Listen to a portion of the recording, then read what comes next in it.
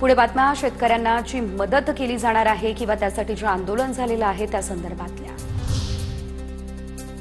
छत्रपती संभाजीनगरमध्ये शेतकरी संघटना आक्रमक। जिल्हाधिकारी दिलीप स्वामी यांच्या बंगल्यासमोर चटणी भाकर आंदोलन। शेतकऱ्यांना मदत न मिळाल्यानं या ठिकाणी अर्धनग्न आंदोलन। पोलिसांनी शेतकरी संघटनेच्या कार्यकर्त्यांना घेतलं ताब्यात।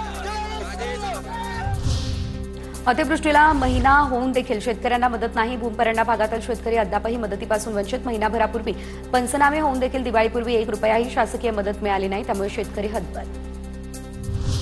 जालन्यात अतिवृष्टीग्रस्त शेतकऱ्यांच्या खात्यामध्ये अद्यापही मदत जमा नाही। मदत नाही मग दिवाळी कशी साजरी करायची असा सवाल शेतकऱ्यांनी केला उपस्थित।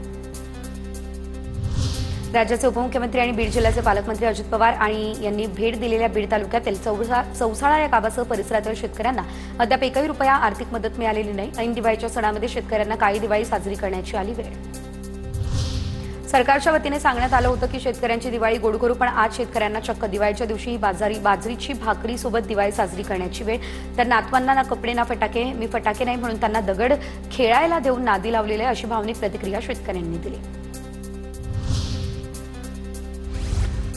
परभणीच्या गंगाखेड तालुक्यातील गोणगाव शिवारामध्ये ढगफुटीमुळे शेतकऱ्यांच्या पिकांचा प्रचंड झालेलं नुकसान। प्रशासन म्हणतं शेतकऱ्यांना मदत मिळाली, मात्र अल्पभूधारक शेतकरी शेतकऱ्यांचा विद्यार्थी असलेल्या मुलाला मात्र सरकारी मदत मिळाली नाही। शेतकऱ्यांकडून खंत व्यक्त। सोलापूरमध्ये पूरग्रस्त आणि अतिवृष्टीग्रस्त शेतकऱ्यांच्या खात्यात मदतीचे पैसे अद्यापही जमा नाही। सरकारकडून आश्वासनाची पूर्तता नाही। शेतकऱ्यांकडून खंत।